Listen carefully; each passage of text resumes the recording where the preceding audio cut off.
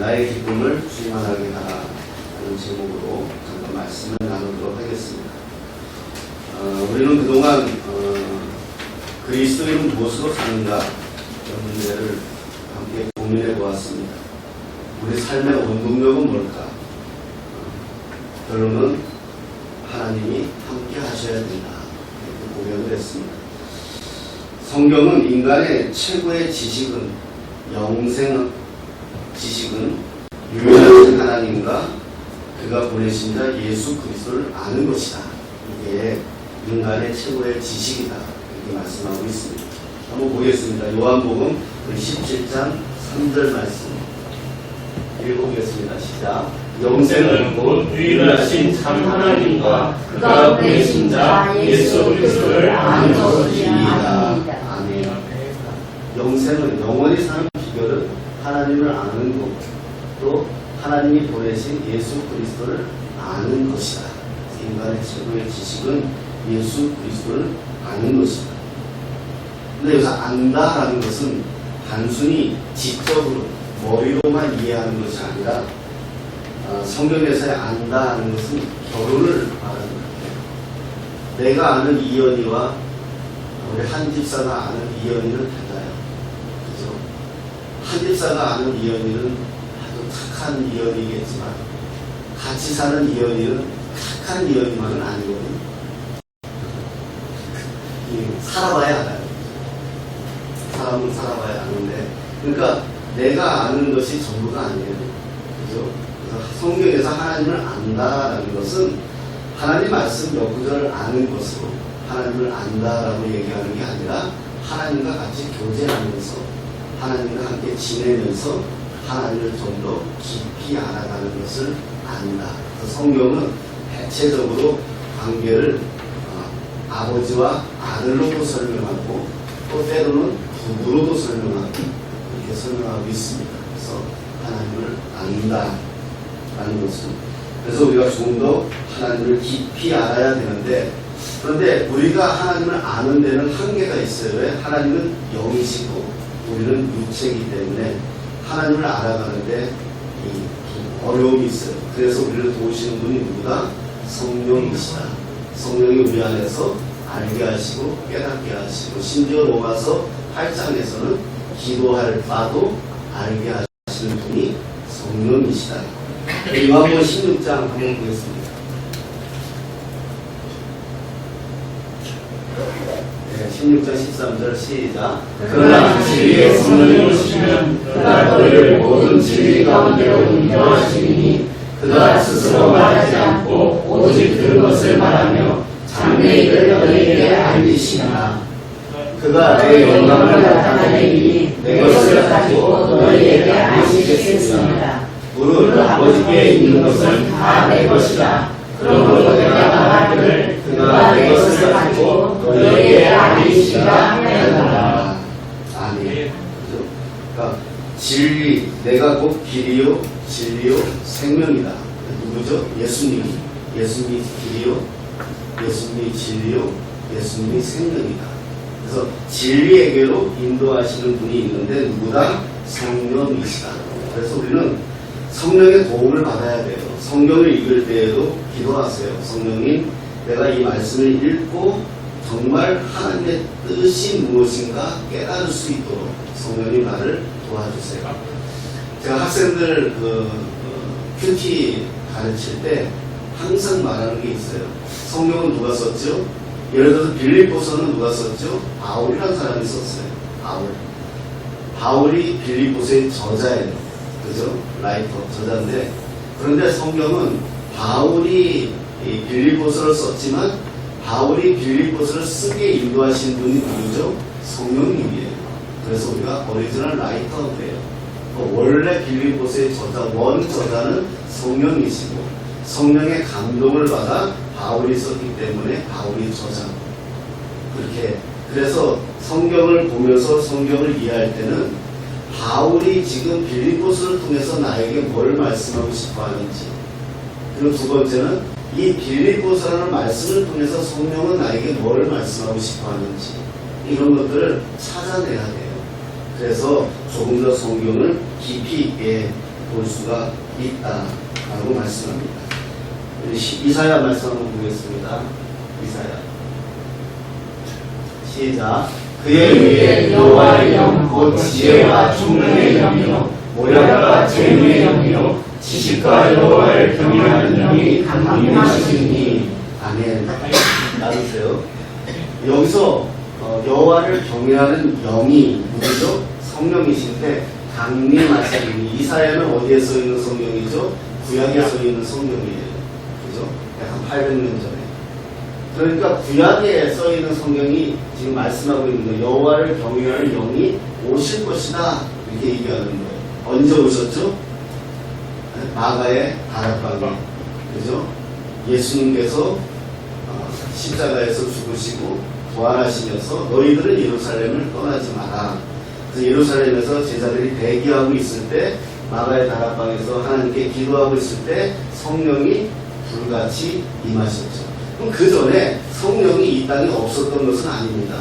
성령이 있었지만 사역적으로 임하신 것을 말하는 거예요. 예. 그래서 이 성령이 어떻게 오셨는지 보여주는 성경이 사도행전이에요.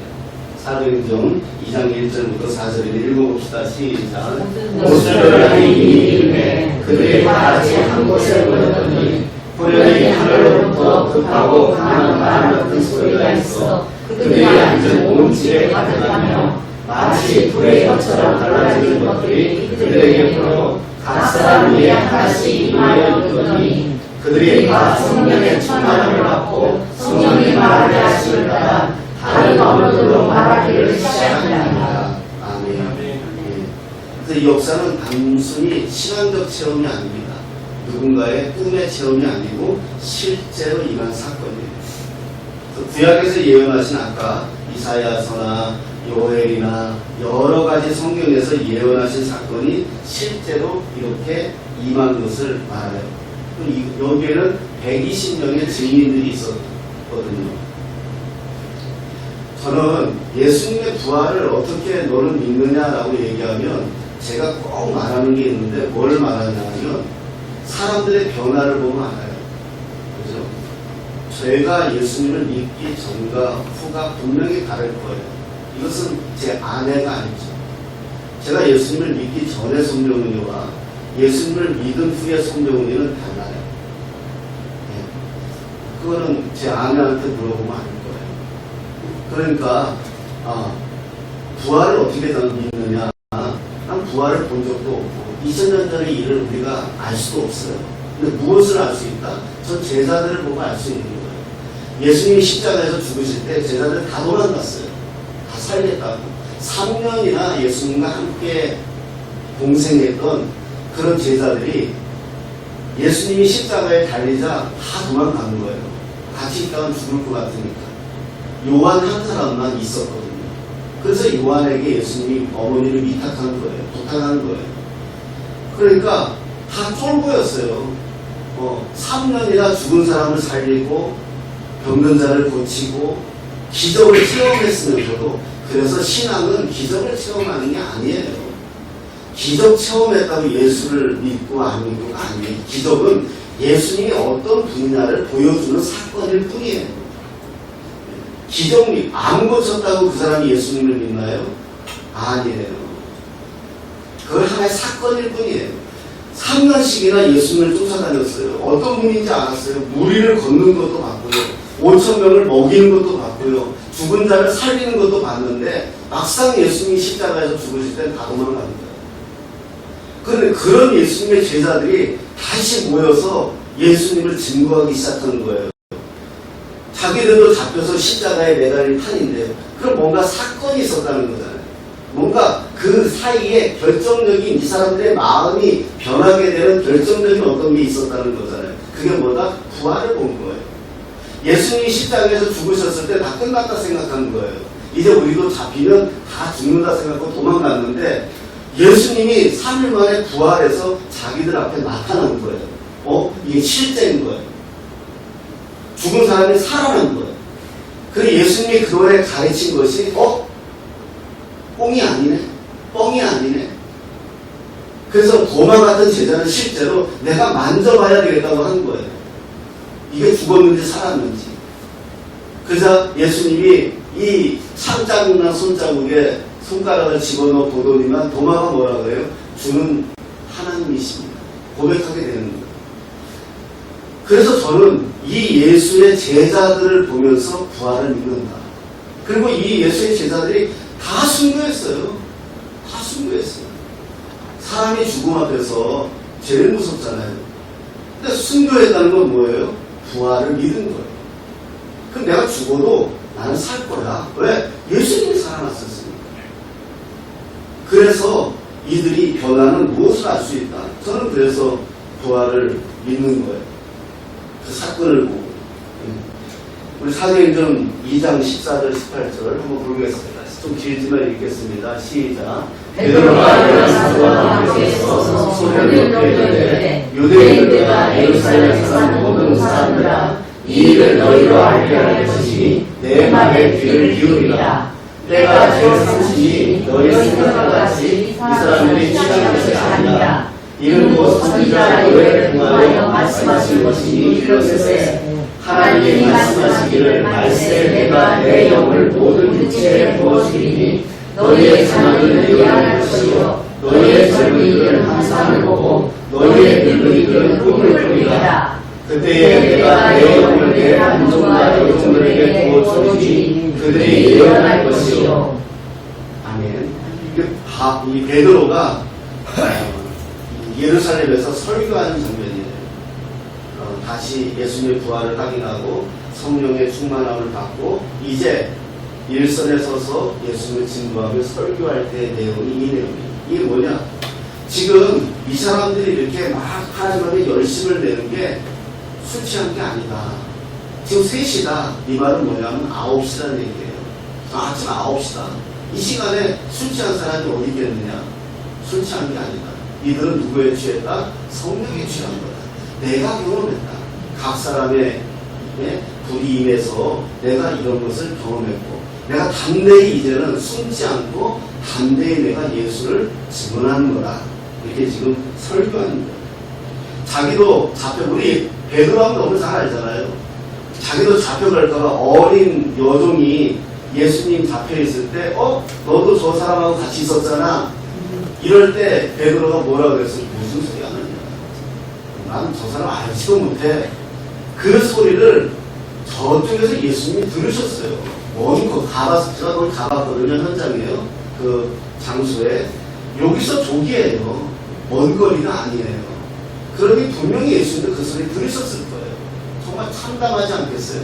3년이나 나를 쫓아다녔고 수제자 중에 수제자였어요. 심지어 그 수제자들을 데리고 베드로, 요한, 야고보 이 3인방이 최고의 예수님의 제자들 중에서 수제자였거든요. 이들을 데리고 변화산에 올라가서 모세를 보여주고 엘리야를 보여주니까 베드로가 뭐라 그랬어요? 주여, 우리 여기서 그냥 삽시다. 소마상관 하나 짓고 여기서 그냥 살았으면 좋겠다. 너무 좋습니다. 이랬던 인간인데 예수님이 지금 잡혀서 재판받겠다고 저 앞에 계시는데 한 여자 종이 야 너도 함께 있었잖아. 그러니까 야 무슨 소리 하는 거야. 나 저 사람 몰라. 이랬던 사람이에요. 이랬던 사람이 어떻게 수많은 사람들 앞에서 아직도 로마 정권이 섯을 푸르고 아직도 유대인 정권이 섯을 푸는데 지금이라도 잡혀가면 잡혀갈 상황인데 그 수많은 사람들 앞에서 저렇게 증거할 수 있느냐? 바로 그게 부활의 증거고 성령의 증거예요. 내가 남한테 예수를 말하는데 아직 내가 꺼리긴 하다. 그럼 아직 성령 충만한 게 아니죠. 내가 성령으로 충만하면 자신이 있어서 예수님에 대해서 자신감이 있습니다. 누가 뭐라 그래도 예수님은 살아계신 분이시고 지금도 나와 함께 하시는 분이시다. 내가 죽으나 사나 그리스도로 살 것이다. 이렇게 얘기할 수 있는 것은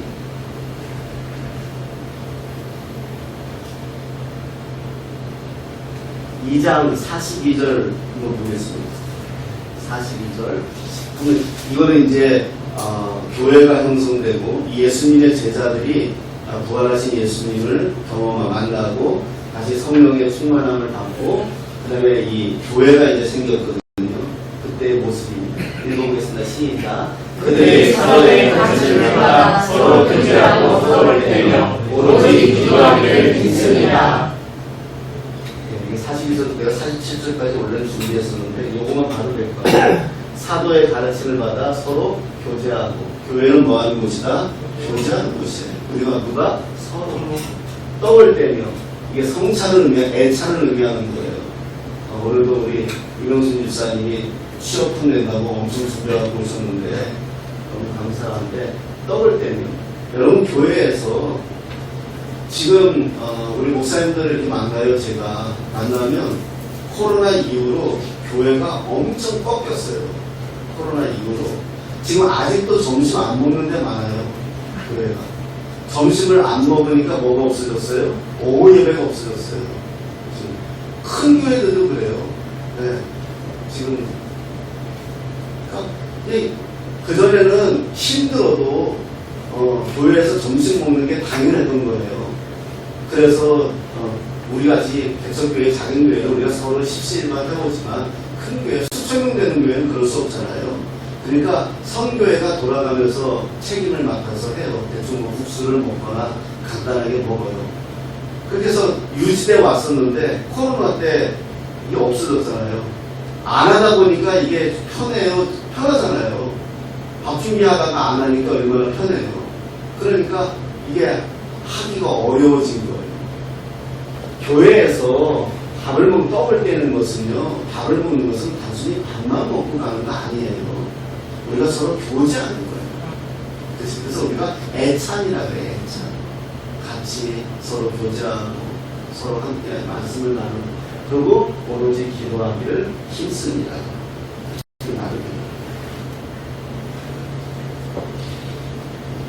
오늘 본문으로 돌아가면 2장 1절 2절 같이 한번 보겠습니다. 2장 1절 2절 읽어보겠습니다. 시작. 그러므로 그리스도 안에 무슨 권능이나 사랑의 무슨 의로나 성령의 무슨 문제나 금융이나 자비가 있거든 마음을 같이하여 같은 사랑을 가지고 뜻을 합하여 한 마음을 품어. 아멘. 여기까지 있습니다. 마음을 같이하여 같은 사랑을 가지고 뜻을 합하며 한 마음을 품는다. 이게 뭐죠? 교회. 우리는 이렇게 하기 위해서 같이 부르심을 받은 거예요. 마음을 같이 하기 위해서. 같은 사랑, 예수님 사랑이잖아요. 같은 사랑을 가지고 뜻을 합하여 한 마음을 품는 거. 이게 교회예요.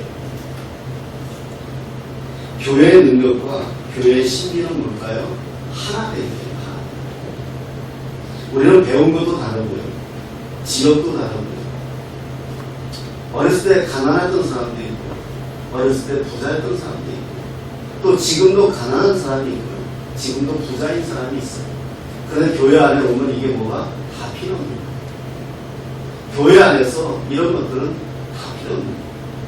저 사람이 어떤 사람이냐 상관없어요. 제가 서울에서 부목사, 부교육자 생활할 때 거기는 국회의원이 두 분 계셨거든요. 저도 야당, 여당 함께 계셨어요. 선거철만 되면 머리 아파요. 선거철만 되면 여당, 야당이 같이 있었는데, 근데 웃기는 게 뭐예요?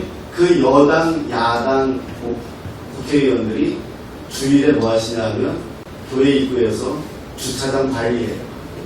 빨간 봉들. 그게 교회예요. 세상에서 국회의원일지 몰라도 교회에서는 그냥 주차 안내원입니다. 그게 교회예요. 저는 그동안 교회를 섬겨오면서 제가 그런 교회들을 만났다는 게 얼마나 감사한지 몰라요. 동아방송대학 총장님이 제가 이제 장로님이에요. 우리 교회 장로님이었어요. 네. 그 장로님이 제가 전도사 때인데 동아방송대학 굉장히 유명한 학교예요. 네, 방송 쪽으로는 얘는. 근데 그 총장님이 저를 보면 90도 인사해요. 교회 전도사라. 근데 제가 30대였거든요. 30대 새파란 전도사한테도 그 90도 인사했어요. 말씀의 종이라고. 그게 교회예요. 교회의 권위는 예수밖에 없는 거예요. 교회의 자랑은 예수밖에 없는 거예요. 제가 그런 이야기 했잖아요. 교회는 어떤 곳인지 알아요? 한 분이 2천만 원을 빌렸어요. 자기들끼리. 교회 장로 부인이 권사인데 교회 여집사가 남편이 교통사고 나고 지금 오래된 이야기니까 무슨 할 얘기 있어요 지금? 지금 할 얘기 계세요? 그전에 그러니까 이게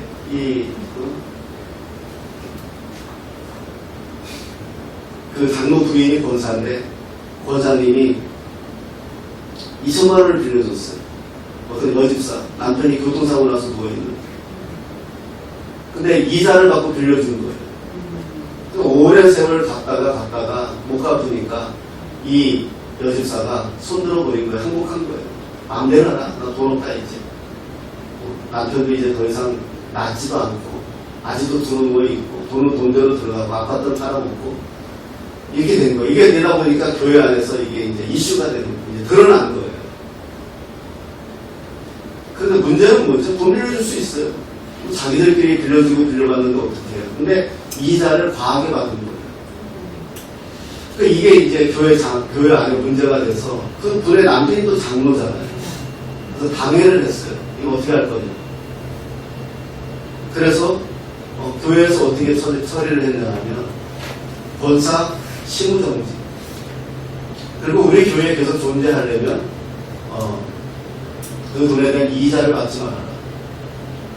그리고 시무정지하는. 그러자 남편 장로님도 내 아내의 잘못인데 저 또한 장로로서 부끄럽다. 그래서 1년 동안 시무장로 스스로 금지. 그렇게 되고 그 권사님은 돈을 안 받겠습니다. 이렇게 성도들 앞에 선포하고 그동안에 많이 갚았어요. 거의 다 갚았어요. 그것을 수용했어요. 권사님과 그 장로님. 그게 교회예요. 요즘 같으면 그렇게 하면 어떻겠습니까? 교회가 여기밖에 없어. 그러면 또 옆교회를 갔을 거예요. 그런데 이건 교회가 내린 징계니까 내가 받겠습니다. 그리고 우리들의 허물입니다. 성도들 앞에서 회개했어요. 권사로서 품위 있는 행동을 하지 못했습니다. 장로로서 가정을 잘 돌보지 못했습니다. 모두가 다 다시 박수치고 용서하고 회복이 됐어요. 교회는 뭐다? 한 마음을 품어. 그래서 이 세상에 어떤 공동체보다 어떤 기관보다 기뻐하시는 것이 하나님이 교회를 기뻐하시는 이유가 주의 몸된 교회이기도 하지만 우리가 모두 예수로 한 마음을 품었다는 거예요.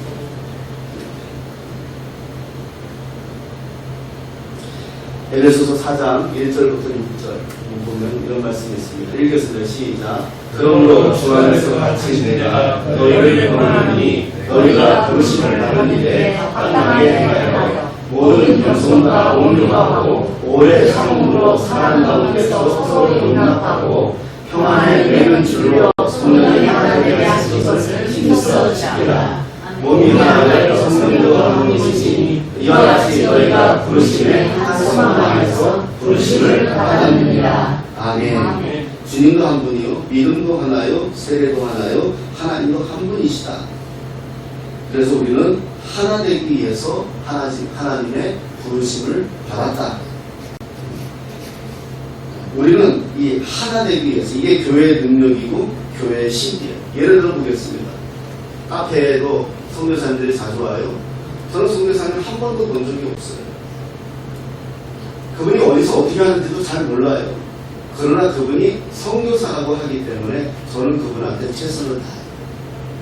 밥도 사고요. 또 형편이 주머니에 돈 좀 있으면 돈도 드리기도 해요. 생각 모르는 분이지만 주 안에서 하나이기 때문에.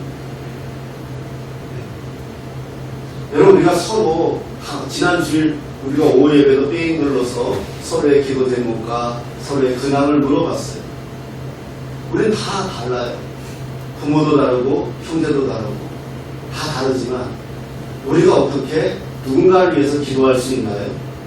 주님이 한 분이십니다. 우리는 하나니까요. 제가 그렇게 남한테 밥 사고 남한테 여유로운 사람은 아니에요. 저 그렇게 인심이 좋은 사람이 아니에요. 그런데 주 앞에서는 가능해요. 주님 앞에서는 이 모든 것들이 가능해지더라. 이게 바로 뭐다? 이 신비예요.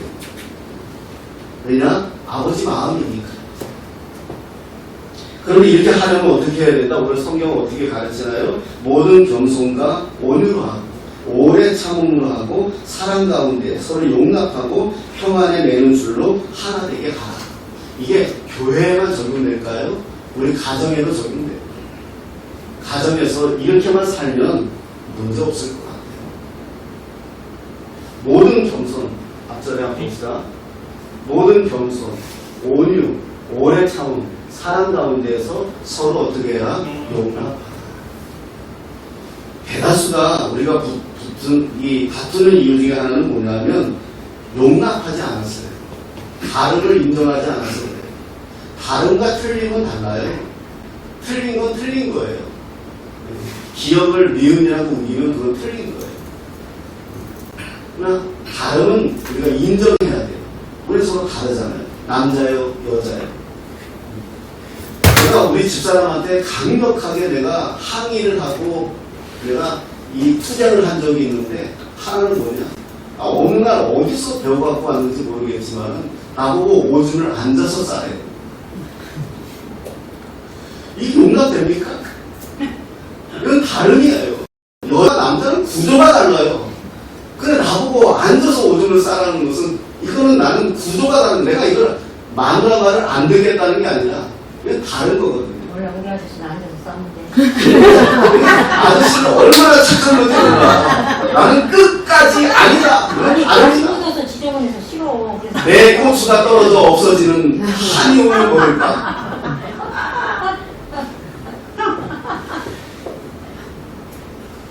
우리가 다름을 인정해주면 우리가 서로 용납이 되는 거예요. 얼마 전에 이제 제가 아는 목사님이 저한테 한마디 해주시는데 이렇게 얘기하더라고요. 내가 봐도 그 사모님이 좀 세. 근데 목사님이 그러시더라고요. 안 셌 때 원래 젊었을 때는 순종하고 착하고 남편만 알고 목사님 말이 나면 하늘의 말인 줄 알고 그러면서 살면 은퇴하셨거든요. 지금 내가 봐도 엄청 조용히 해! 하면 조용히 해야 돼. 목사님 막 이야기했는데 가! 그럼 가야 돼. 그러니 목사님이 좀 뻘쭘해졌잖아요. 그래서 저한테 이렇게 말하더라고요. 소문사님 그래서 그랬더니 이게 저 사람이 원래 저런 사람이다 라고 생각하면 불편하지 않아요. 얼마나 저걸 참고 사느냐고 힘들었겠어요. 그래도 남편이라고 그래도 목사라고 사랑한다고 자기까지는 얼마나 참고 살았겠어요.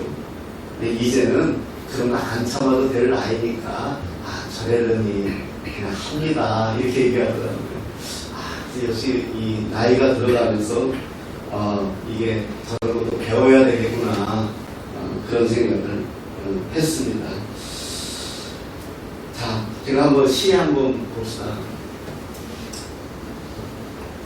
예, 이거 한번 글씨가 작아서 이거 보여주고 한번 읽어봅시다. 연탄제부터 읽어볼게요. 시작. 연탄재 함부로 발라쳐 참아라. 너는 누구에게 한 번이라도 뜨거운 사랑이 있느냐. 자식의 공부만을 다 배우며 끄떡끄떡한 아랫목을 만들었던 저 연탄재를 누가 발로 함부로 쳐주는가. 자신의 목숨을 다 버리고 찢어야 껍데기만 남아있는 저 연탄재를 누가 마음으로 발견했습니다. 아멘 할 뻔했어요. 오래전에 띄어진 시인데 안도현 씨의 시인데 어느 날 다시 한번 읽어보면서 마음속에 뜨거운 어떤 것들이 좀 생기더라고요. 우리 아버지 어머니도 뒤에 앉아 계시고 우리 이경돈 이영화 집사님도 알고 계시는데 연탄재처럼 사신 거예요. 연탄재처럼 다 펴온 거잖아요. 인생을 위해서, 자녀들을 위해서, 가정을 위해서. 제가 청소년들 지도할 때 니들이 아버지, 엄마, 원망하는 아이들을 보면 내가 그래요. 네 아버지 하루 종일 사는 거 하루만 CCTV 찍어서 너한테 좀 보여주고 싶다. 가정을 유지하기 위해서 어린 상사한테 고개를 숙이고 말도 안 되는 것들한테 머리를 숙이고, 때로는 자존심을 꺾고, 때로는 할 수 없는 부분까지도 용을 쓰며 하는 이유가 가정 하나 지키겠다고, 가정 하나 살아보겠다고, 니들 한번 공부시키겠다고 하는 건데, 너한테 좀 많이 안 된다고, 너한테 조금 부족하다고 네가 그렇게 아버지를, 어머니를 욕되게 해서는 안 된다. 지금은 아무 볼품 없는 것 같아도 연탄 때처럼 사신 거예요. 자기 몸을 다 불태워 사신 거예요. 그래서 우리 자식이 있는 거예요. 그래서 우리가 이렇게 살아가는 거 아니겠어요? 교회는 그런 거예요. 누군가의 봉사, 누군가의 섬김, 누군가의 헌신으로 그냥 맛있는 거 주면 맛있어서 고맙습니다 하면 돼요. 또 우리 정원이도 또 커피 또 하나 보냈더라고요. 지난주에 커피 떨어졌다 차해가지고 우리 또 맛있게 먹으면 되는 거예요. 그리고 애썼다, 수고했다, 고맙다 한마디만 하면 되는 거예요. 뭐가 이렇게 뭐하니, 뭐가 이렇게 하니 따질 필요도 없어요. 우리는 누군가의 섬김은 사랑이거든요. 우리 부모님의 섬김은 사랑인 것처럼, 그래서 우리가 사랑을 먹고 자란 것처럼 교회도 그런 거예요. 누군가의 섬김으로, 누군가의 사랑으로 우리가 함께 먹고 함께 자라는 거예요. 이게 교회예요. 그게 바로 오늘 설교 제목처럼 나의 기쁨을 충만하게 하라라고 하는 거예요. 하나님의 기쁨은 뭐죠? 저와 여러분들이 행복하고, 저와 여러분들이 기쁘고, 저와 여러분들이 즐거운 게 바로 우리 부모님들의 즐거움이 뭐예요? 어린 자식들이 모여 앉아서 맛있는 거 먹으면서 희희낙낙거리는 게 우리 부모의 즐거움이었던 것처럼 우리 하나님의 즐거움이 뭐예요? 저와 여러분들이 기뻐하고 사는 거예요. 네 잘난니 내 잘난니가 아니라 서로 기뻐하고 서로 섬기며 서로 사랑하는 거예요. 지금 TV에서 올림픽 끝나고 프랑스 파리에서 패럴림픽을 하죠. 장애인 올림픽을 하는데 이런 사람들 관심이 없어요. 저는 장애인 올림픽 조차를 별로 안 좋아해요. 그리고 구분 지을 필요가 뭐가 있을까? 차라리 올림픽 기간 동안 함께 뛸 수 있도록, 그 옆에서 뛸 수 있도록, 여기서 비장애인들이 축구를 하면 여기서 장애인들이 축구하면 되잖아요. 여기서 비장애인들이 양궁을 하면 여기서 장애인들이 양궁하면 되잖아요. 그래서 함께 보여주면 되잖아요. 뭘 돈을 그렇게 들여서 올림픽을 하고 또 패럴림픽을 하고 왜 그러는지 모르겠어요. TV도 방송 안 하면서. 지금 우리나라 금메달 누가 땄는지도 모르잖아요. 똑같이 사랑받고 똑같이 존중받고 똑같이 살 권리 교회예요. 그게 세상과 교회의 다른 점이에요.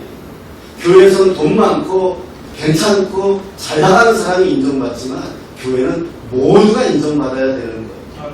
모두가 사랑받아야 되는 거예요. 세상은 잘못한 것에 지탄받고 세상은 잘못한 것에 대해서 도외시시키지만 교회는 오히려 잘못한 것을 끌어안아줘야 되는 거예요. 그게 교회예요.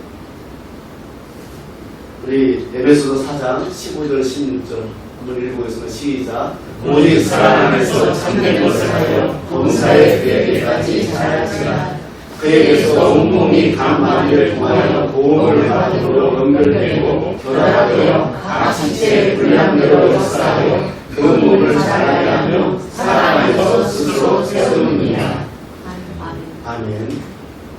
우리는 예를 들면 이거예요. 우리가 한 몸이잖아요. 우리 최은식 집사님은 눈은 안 좋고 좋은 게 뭐야 도대체? 팔뚝이 좋네. 팔뚝이 나보다 두꺼워. 네. 우리 최은식 집사님은 팔뚝인 거예요. 그죠? 여기서 보니까 눈 좋은 양반은 누구 같아? 안진이 눈 안에 약간 뻘쭘해. 그렇잖아요. 우리 각각의 지체예요. 우리 봉사 잘하시는 이경근 집사님은 손이고요. 사랑의 손, 다 지체. 손이 조금 모자른다고 해서 내 손 보고 야 너 왜 모자르냐 나 오늘 너하고 이혼이야 끝내 자르지 않잖아요. 이상한 놈이죠. 내 발을 보고 내 발에 대한 저도 이게 그건 뭐라 그러죠? 그게 좀 있어요. 그걸 뭐라 그래? 컴플렉스가 있어요. 발이 제가 되게 작아요. 250이에요. 원래 245예요. 우겨요 250이라고. 남자는 발이 너무 작으니까 기지개 발을 닿지도 않고, 그래서 내가 어렸을 때부터 사실은 내가 샌들을 못 신었던 사람, 지금 내가 샌들 신고 다니잖아요. 발이 작아가지고. 그때 샌들 신으니까 또 요즘 얼마 전에 또 누가 샌들을 좀 했는데, 그 뭐지, 샌들 요즘 나오는 거, 크록스인가, 그런데 250을 했는데, 이게 어린이용이더라고. 요즘은 250도 어린이용이더라고. 뭐 하나 이렇게 달려있는데, 이거 신기 싫어야 되겠고. 우린 다 그렇습니다. 모든 교회도 마찬가지고요. 에베소서 읽고, 마지막으로 우리 빌립보서 2장 3절까지 읽고 마치겠습니다. 읽어서 시작. 아무리 되든지 가족이나 형과 생각하고, 오직 겸손한 마음으로 각각 자기보다 남을 낮게 여기고, 각각 자기 일을 물을 분들어 또한 각각 다른 사람들의 일을 돌보아 나의 기쁨을 충만하게 하라. 아멘. 다른 사람들의 일을 돌보면서 우리는 기쁨을 얻는 사람들이 우리의 세상은 누가 나를 인정해주고 나를 돌보아주는 기쁜 사람들이지만 우리 그리스도인들은 내가 오히려 남을 위해서 섬기고 사랑하면서 우리가 기쁨을 갖는 사람들입니다. 사랑하는 여러분, 엄청난 더위가 아직도 남아있지만 우리 교회입니다. 우리 서로 예수 안에서 하나 된 교회. 우리 종교단체가 아닙니다. 세상은 교회를 종교단체로 구분을 짓지만 우리 종교단체가 아니라 교회입니다. 교회의 주인은 예수님이시고 우리는 모두 예수 안에서 한 몸이 된 사람들이고 서로의 기쁨을 충만하게 할 때 서로를 섬기고 사랑하면서 충만하게 할 때 하나님이 가장 기뻐하실 것입니다. 그러한 9월 한 달이 되시기를 예수님의 이름으로 축복합니다.